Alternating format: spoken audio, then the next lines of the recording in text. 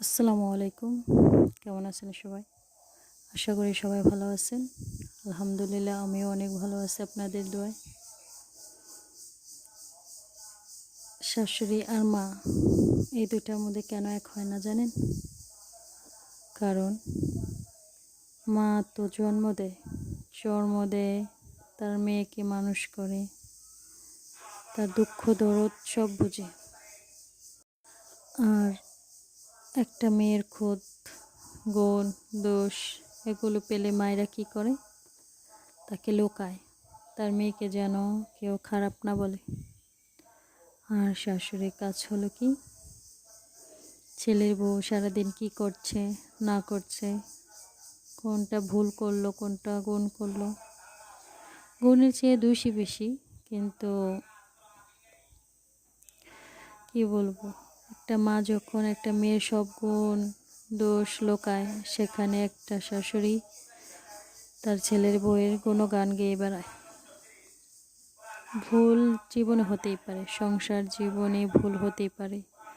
কারণ একটা মেয়ে যখন তার বাবার ঘরে থাকে, সে থেকে রাজরানী, রাজকুমারী, তার কোনো দাসীবাদী, খাবার দাবারের কোনো অভাব হয় না।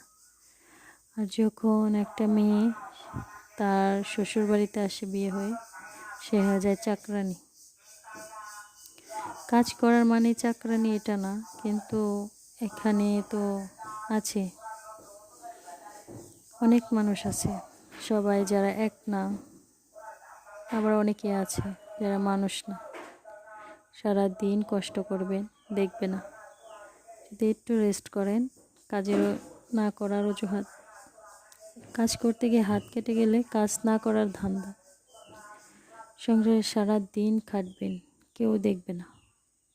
অথচ আপনি যদি ক্লান্তিতে একটু রেস্টে যান, সবাই দেখবে।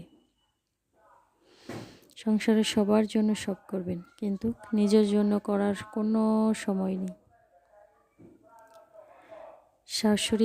শাশুড়ির প্রথমেই তো শাসন শুরু হয়ে যায়। শাশুড়ি তারাও একদিন ছেলের বউ ছিল, তাদেরও একদিন শাশুড়ি ছিল। তারা একবারও ভাবে না, আচ্ছা আমাদের সাথে কেমনটা হয়েছে, আমরাও তাদের সাথে এমনটাই করব। সব শাশুড়ি এক না, সব ছেলের বউ এক না। কম ভাগ্যবতী মানুষ আছে কমই, যারা মায়ের মতো একজন শাশুড়ি পায়, যারা কিনা বাপের ঘরে মায়ের ঘরে দুজনে একটা মা পায়, শাশুড়ি এবং তার মা।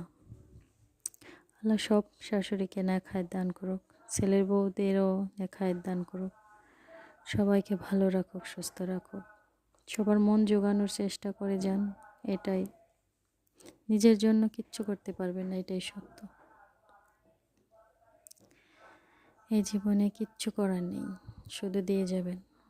বড় বউ হলে তো হয়েই গেল, সারা দিন খাটবেন, সারা দিন পরিশ্রম করবেন, সারা জীবন খেটে যাবেন, শেষ বয়সে দেখবেন এসে কি ছোট